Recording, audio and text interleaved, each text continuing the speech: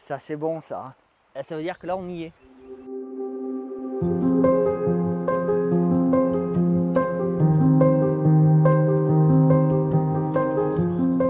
C'est fou, hein.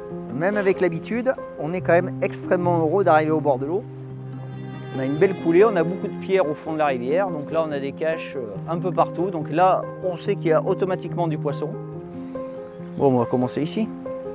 Alors nous sommes aujourd'hui sur le parcours Passion des Moutiers. Alors le parcours Passion, par définition, c'est un parcours qui est fait pour des gens qui ont déjà une certaine technique. C'est un parcours labellisé, le parcours est nettoyé, on a l'accès à la rivière très facilement. Et en plus ici, on est sur un secteur patrimonial avec que de la truite sauvage. Ma passion, c'est la pêche de la truite, et d'autres pêches aussi, mais surtout la pêche de la truite. Et par contre, je pêche à toutes les techniques. Parce que je me rends compte que ceux qui se renferment dans une seule technique, ils ont tendance à snober les autres. La pêche à la mouche, il y a une base. Quand on apprend avec un certain mouvement, notamment du poignet. C'est-à-dire que moi, j'imite le stade où mon insecte va arriver au niveau de l'eau, juste avant son envol. J'ai un geste qui est différent parce que je peux faire fonctionner en même temps et mon poignet et le bras. Ce qu'on n'apprend pas au début, on essaye justement d'éviter. Là, on est sur une pêche vraiment active, sur une pêche où on va aller chercher le poisson actif, dans les veines d'eau nourricière notamment, quand ils sont vraiment dehors, quand ils sont à table, comme on dit dans le jargon. Et effectivement, c'est une pêche mobile. Et moi donc, je vais pêcher en nymphotoque. En fait, la particularité de la nymphe par rapport à la sèche, c'est que moi je vais pêcher dans la pellicule d'eau et que Clément va pêcher en surface. Donc ma canne, elle est plus là pour porter ma ligne et c'est ma ligne qui pêche. La mouche, c'est très rarement la première pêche sur laquelle on va se lancer. C'est une pêche qui demande de savoir un peu appréhender une rivière. Et l'avantage de ces parcours, je dirais labellisation, c'est que souvent aussi on met à côté des gîtes de pêche labellisés, ce qui permet aux pêcheurs de quelque endroit qu'ils viennent, il sait que lorsqu'il viendra en vacances, il aura un gîte de pêche qui est le même aussi bien à Paris qu'à Imoutier. Ça sera donc un avis favorable pour ce parcours. Bravo! Le monde de la pêche ne sert pas qu'à la pêche.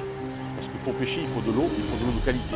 Les pêcheurs, nous le crions, nous l'écrivons, haut et fort, sont des sentinelles sur les milieux à côté. Donc est-ce qu'on peut dire que je suis écolo raisonné? Sûrement. Tant que je peux protéger une rivière, par exemple, bien sûr que je vais le faire. Et ce label va nous permettre à nous de montrer notre travail en tant qu'APPMA, puisqu'on est une des rares du département à être en gestion patrimoniale. Nous, on essaye de travailler pour la pérennité de l'espèce. Le milieu associatif dans son ensemble, que ce soit pour la pêche ou pour d'autres activités, il y a plus grand monde et c'est très important pour la rivière. On a de la chance d'avoir une rivière de qualité, avec des eaux de qualité, non polluées. C'est le moment d'être ensemble et de se rassembler parce que plus ça va aller, plus on va être attaqué et c'est pas du tout le moment de se séparer, c'est le moment de se rassembler. L'émotion, c'est se dire bah, ça y est, c'est le moment, je peux aller à la pêche, je vais aller me détendre. Rien que de le dire, déjà j'ai des frissons.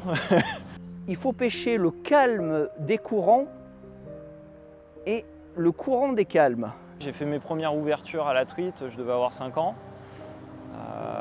Et à 5 ans, en fait, j'ai commencé à apprendre le mouvement pour la canne à mouche. Mis à part le fait que ce soit effectivement quelque chose qui me permette de m'évader, de profiter, de me détendre, ben, ça a aussi cet aspect sentimental où effectivement c'est un sujet qu'on peut partager avec mon épouse. Et j'essaie de le transmettre à mes enfants par la même occasion. On prend du poisson, c'est bien, je prends pas du poisson, je prends autant de plaisir. La passion de la pêche et la truite, c'est pas simplement avoir pris un poisson, avoir le poisson dans les mains. C'est tout ce qui se passe avant aussi.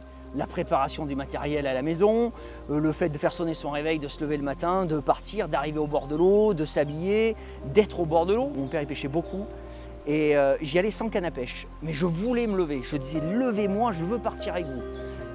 J'ai pris ma première truite fario au pont de Sénouex, sur le Torion, au-dessus du lac de la Vaugelade. Pour moi, il n'y a pas de passion de pêche, c'est une passion de partage. C'est avec ses enfants ou avec n'importe qui. Voilà. Tous les ans, au mois de mars, c'est l'ouverture de la pêche.